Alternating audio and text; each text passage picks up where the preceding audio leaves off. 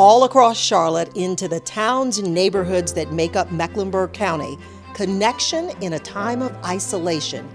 Teachers engaging students through technology. Plus or minus square root, plus or minus square root. COVID-19 exposing a critical gap. It's time to connect for tech. Hello, I'm Sonia Gant. School hallways like this one have been empty since the middle of March, but the plan is for students and teachers to return this fall. This past spring, technology was key in keeping students and teachers connected in what was really an unprecedented time of teaching and learning happening outside school buildings. We're going to show you some examples of how that happened in just a few moments. But let's be clear, the pandemic is not over, and students and teachers are going to need additional technological support to stay connected this fall as we move into our new normal. The superintendent is going to talk a little bit about what that will mean. But we are raising more money to make sure that we have enough Chromebooks and internet service to keep our students and teachers connected when remote learning takes place once again in the fall. When the CMS Foundation launched our COVID-19 Relief Fund, we set a fundraising goal of $2 million. I'm proud to tell you that we have already raised $1.3 million. Now we're working toward raising an additional $700,000.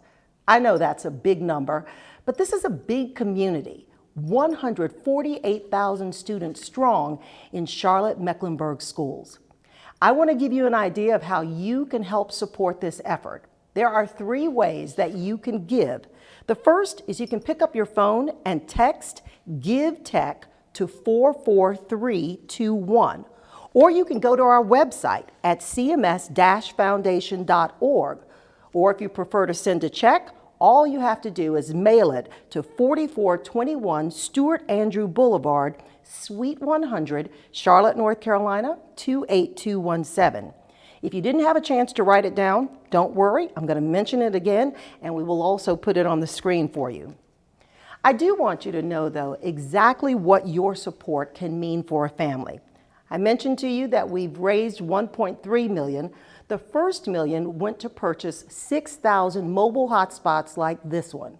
For a child who has no internet access in their homes, this device is how they're able to get online.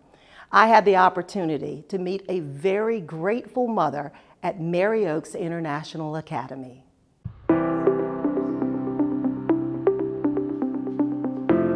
Education is important to me. I preach that so heavily to my children, and just because they're not physically in school, they're still in school. Regina Black wants her 3rd grade daughter, Taylor, to have everything she needs to stay on track while schools are closed. She lost her job due to COVID-19, and her family had to move. We used to have internet access, but now we've had to relocate to my mother's house because my job isn't essential. So she's old school, she doesn't have internet access. There are thousands of families in CMS like Regina's. Their children brought home the computers they use in school, but without Wi-Fi connectivity in their homes, they can't take advantage of all their teachers are offering.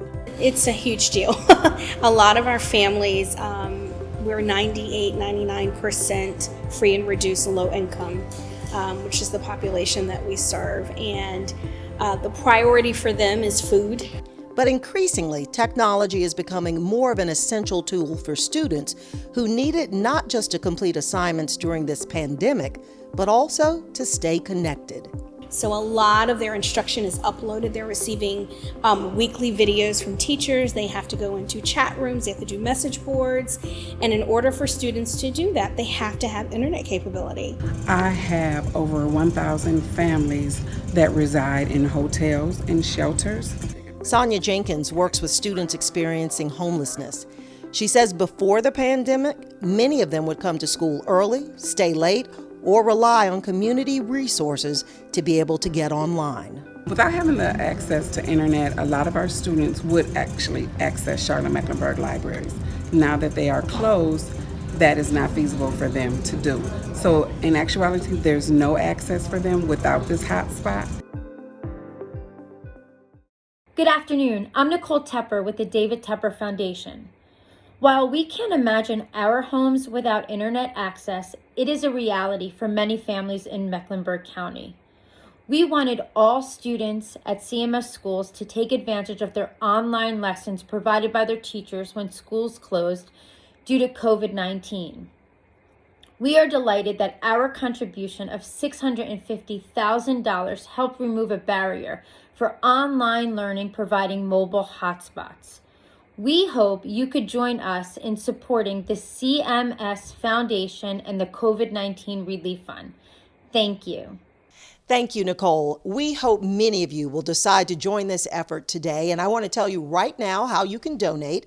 First of all, text Give Tech to 44321. That's Give Tech to 44321, or you can jump online and go to cms-foundation.org/donate.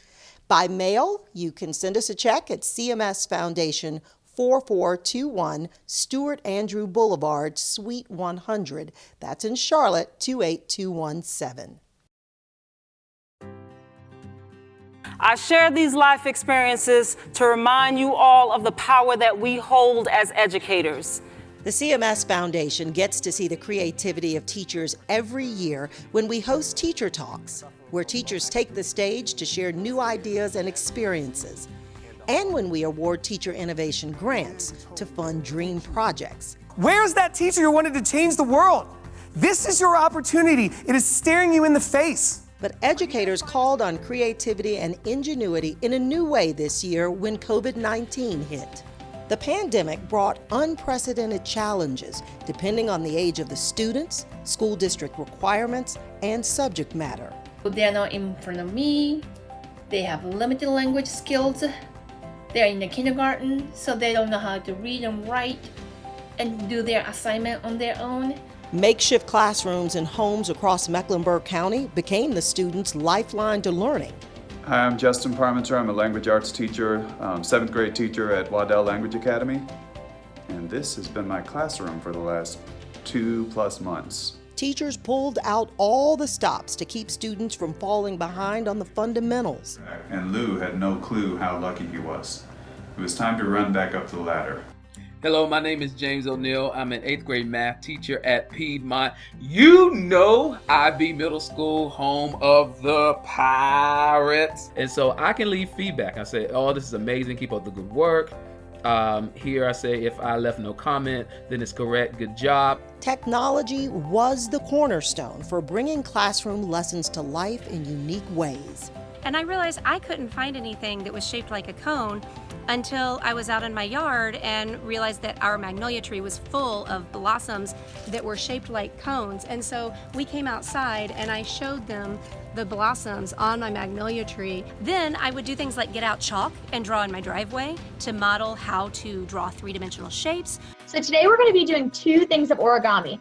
There were daily Zoom meetings and video assignments, PowerPoints and virtual craft projects, science lessons on TikTok. Wipe it down, wipe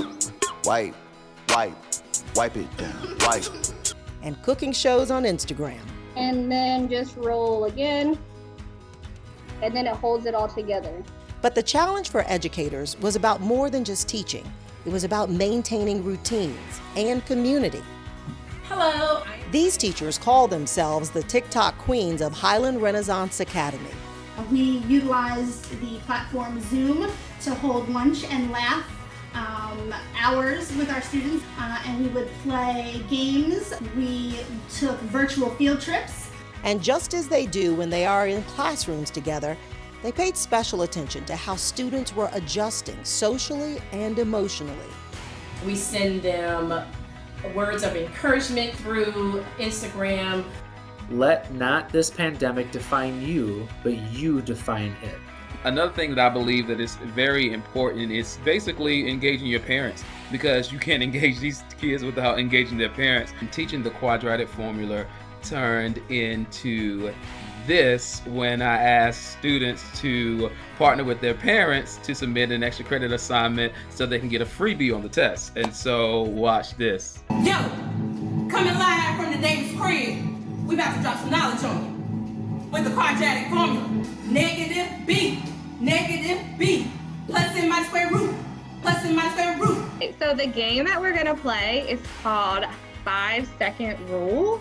5th grade teacher Daria Hall found a fun way to engage the whole family through family game nights. Time's up. First team is the Paninos. Pizza, pasta, panini.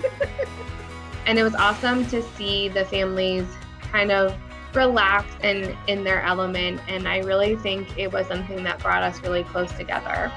Together, even when apart, a connection that's only possible with technology. You're welcome. Thank you. Bye. Bye. Have fun tomorrow.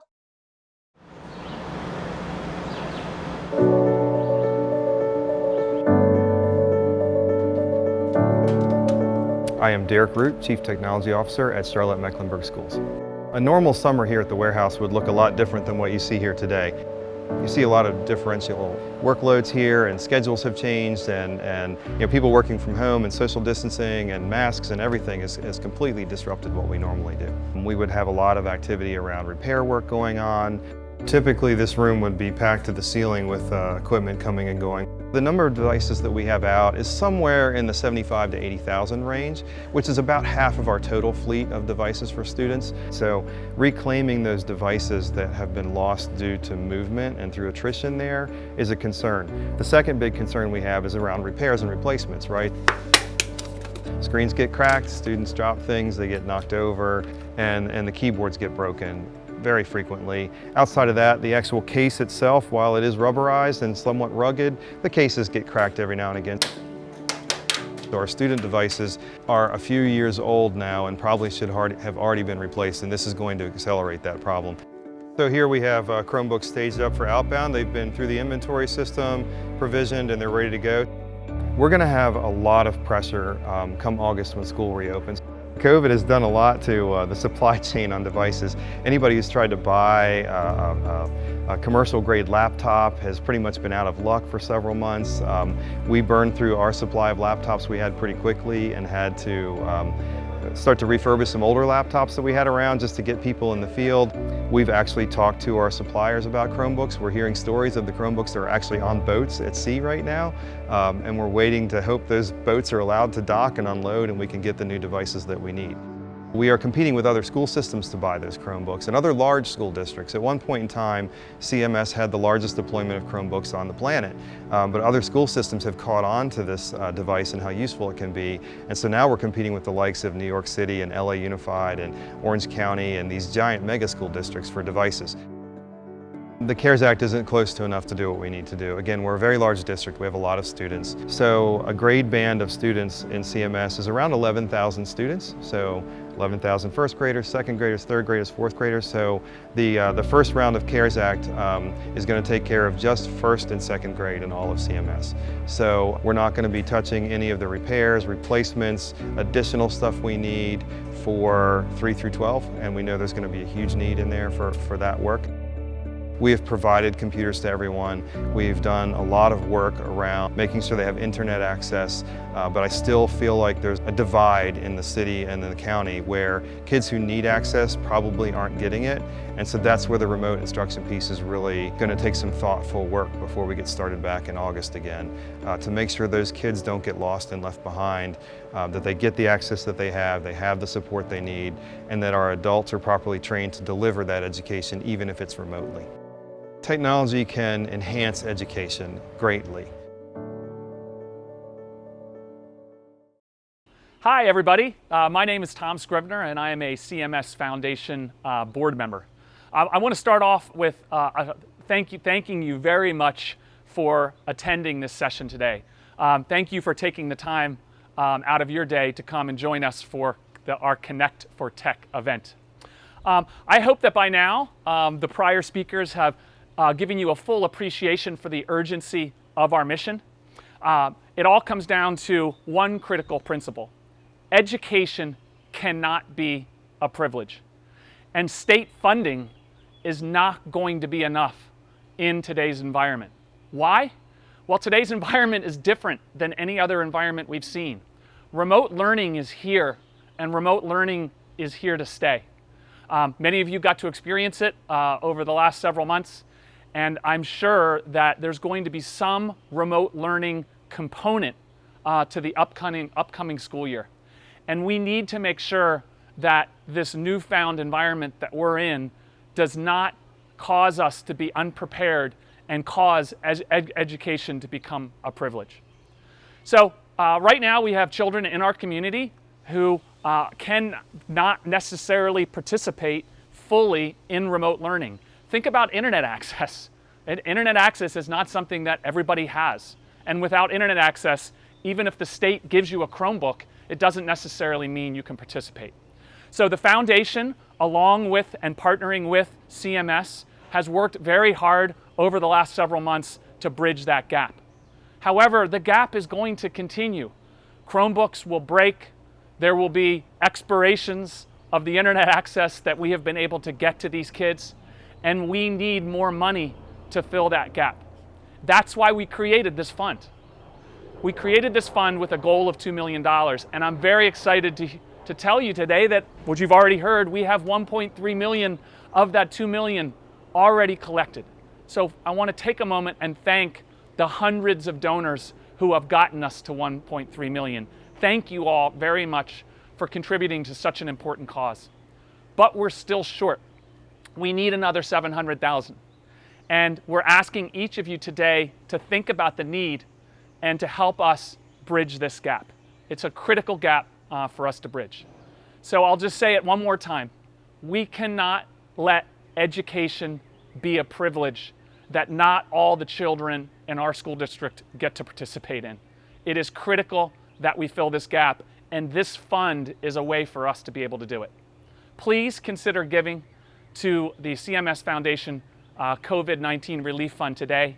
Thank you very much for participating in our event. Thanks. My name is MC Pylon, and I am the president and the board chair of the John M. Vulcan Endowment. Our sole mission is to transform post-secondary education to meet our state's evolving workforce needs. As a statewide funder, we were exposed on a daily basis to the digital divide as a major barrier to educational equity across the rural and urban communities. The abrupt shutdown of our schools and our communities due to COVID exposed the vast holes of whom has access and whom doesn't along the education continuum. It also built a statewide awareness that broadband is the new utility. Our team wants to say thanks to the CMS leadership and the CMS Foundation for spearheading the Mobile Hotspot Initiative and lifting up a community-based solution to ensure that CMS students and teachers have the equipment they need to take classes and to continue their learning. It's an honor to partner with the David Tepper Charitable Foundation and the David Vulcan Foundation to support such an important effort that addressed the digital equity in our region. Please join us in supporting the CMS Foundation in addressing the digital divide in the Charlotte region. Our thanks to MC and everyone at the John M. Belk Endowment, the David Tepper Foundation, and also the David Vulcan Foundation for making that combined $1 million gift to make the purchase of those 6,000 mobile hotspots possible. And we want to publicly thank and give all of you watching a chance to see the many other corporate partners and organizations who've contributed and helped us raise another $300,000 so we can be prepared to purchase more internet service and laptops. In addition to the companies that you see on your screen, there are more than 240 other individuals and foundations who've donated. And I'm proud to tell you that among the individuals are several CMS teachers and staff. I do want you to have some idea of how much things cost. When we provided these mobile hotspots in the spring, they came with 6 months of service. We'd like to be able to do that again, and that will cost about $150 per device. If you're a CMS parent, you recognize this. Let me hold it up correctly. It's a Chromebook. These are the laptops that they use in school, and to replace one of these, it costs about $250. We appreciate any amount that you are able to give. Let's tell you once again how you can contribute. You can pick up your phone and text GiveTech to 44321, or you can go on our website, cms-foundation.org, and donate online, or you can always drop a check in the mail, send it to CMS Foundation, 4421 Stuart Andrew Boulevard, Suite 100. That's in Charlotte, of course, 28217. A little bit earlier, you had the chance to see how teachers were connecting with students through technology. Well, now you'll have a chance to see how the students were also sharing online. Throughout the course of history, challenging times have fueled some of the world's most incredible music, art, and theater. Out of the COVID-19 pandemic, some CMS students emerged as superstars. I know I'm not the only one who's feeling off currently. All of us stuck at home is the cause, I say with certainty. None of us really saw COVID as a big threat, but the thought of not knowing it was a great regret, yeah.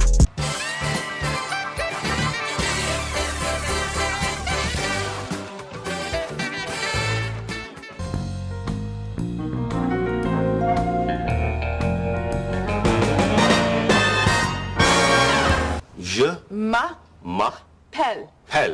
Great. Okay, faster. Je m'appelle. M'appelle. Je m'appelle. Me poo-poo. Here are today's announcements. There are a lot of announcements today, so please listen carefully. Time and time again, we saw technology enhancing creativity, transforming the human experience. But it doesn't mean anything. It can mean exactly what you want it to. Soon each men were chatting, simply grunting would suffice. Why can't the bank keep a secret?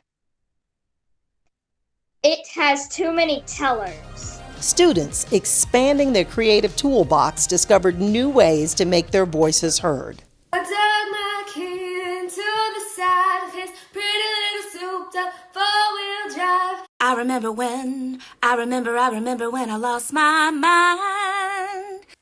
And swim every ocean just to be with you. Innovating and engaging on different platforms.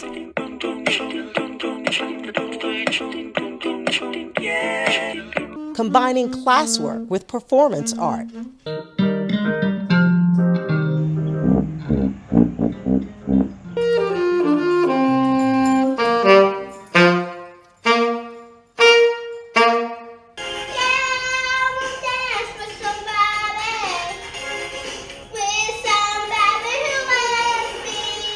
We have a very special announcement from our WHCS news teammate, Audrey. This is Audrey Mugutas from Miss Bird's class.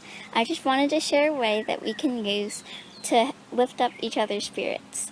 My way is to write a inspirational message on a rock and then paint it, and then you can put it outside for everyone to see. Mine says, "Keep fighting." These students deserve our applause for showing the best of humanity in a virtual world.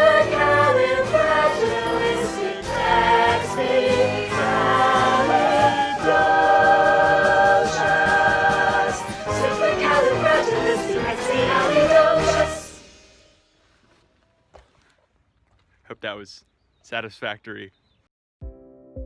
We pivoted very quickly to make sure that all of our kids could remain engaged in learning, even in a remote environment. If we did not have the devices, the hotspots, and thank you to the CMS Foundation for making that a reality with the 6,000 hotspots. But quite frankly, had we not had the technology and those devices, we would not have been as effective as we have been in making sure that all kids remain engaged throughout the remote learning period. In the interest of social distancing and safety, we will have to reduce the number of students that we put on a bus.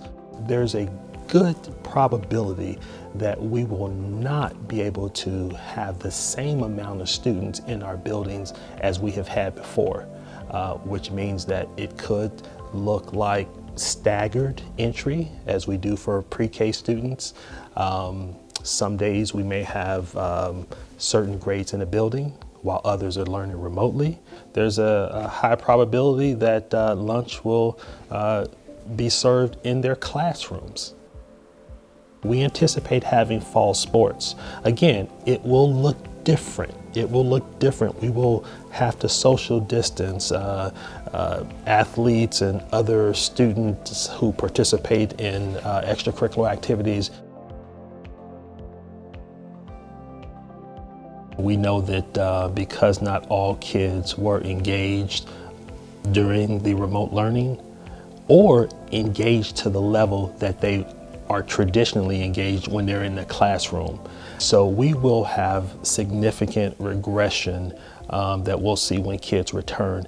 And that's where we'll need our community partners the most to help collaborate with us and provide opportunities that extend learning beyond the school day, whether that's after school, on weekends. And I know we're a little bit further along than some other school districts, but we do have our younger students who are not one-to-one with technology. And so I anticipate that we will be looking to make sure that we fill that gap and making sure that all of our students have the resources they need, because we know that it's not a matter of if, but it's a matter of when there's another wave and we have to quickly pivot to a remote environment. Just as families have been very adaptive over the past several months, we're going to ask them to do that again, because there may be families that have younger children who are in school, whereas the older students are probably at home remote learning. And so we're going to ask families to be nimble, to be flexible with us, because as we continue to work through this, things can change. Things can change, and so the flexibility, the patience, we will certainly be asking families to do those things. This is new for all of us. This is new for all of us, and we're going to do the best we can to make sure that all students and all staff members are safe, but we'll certainly have to rely on each other. And one final piece of advice from the superintendent. You could sum it up as the 2 R's. The first R, rest. He says he understands that the end of last school year was extremely stressful for moms and dads who found themselves becoming classroom teachers. And the second R would be that he encourages you to make sure that your students keep their minds engaged by reading this summer. If you have younger ones, be sure you're reading with them, and the older ones, encourage them to read about the subjects that they love. As I hope you have seen throughout this last half hour, technology has really been essential for keeping teachers, students, really schools, and our community connected in the new normal that's been created by our pandemic. You heard our board member, Tom Scrivener, talk about the fact that education should not just be a privilege for a few. If lessons are delivered online, the internet access provided through mobile hotspots will be critical for some families. Technology, as we know, can increase a child's opportunity to engage in experiences that lead to greater creativity, productivity, helps them reach their full potential, which actually helps us all have a stronger community. I think we've all felt uncertainty over the last few months. This pandemic has brought that for us. What we don't want is our children to feel any type of uncertainty about their education. Don't we want them to feel confident that there is a community that's here for them to make sure that they have what they need to learn, no matter what school looks like in the fall? It's not too late to help out our effort. If you are interested in giving, there are 3 ways that you can do it. You can pick up your phone and text Give Tech to 44321, or you can log on to our website, cms-foundation.org, Or if you're old school like me sometimes and you want to mail a check, you can do that as well. Just send it to CMS Foundation, 4421 Stuart Andrew Boulevard, Suite 100. That's right here in Charlotte, and it's 28217. We're going to leave you now with one final example of really just a creative collaboration on Zoom. CMS high school and middle school choir directors came together to salute the class of 2020. I salute you for taking the time to watch. Thank you so much.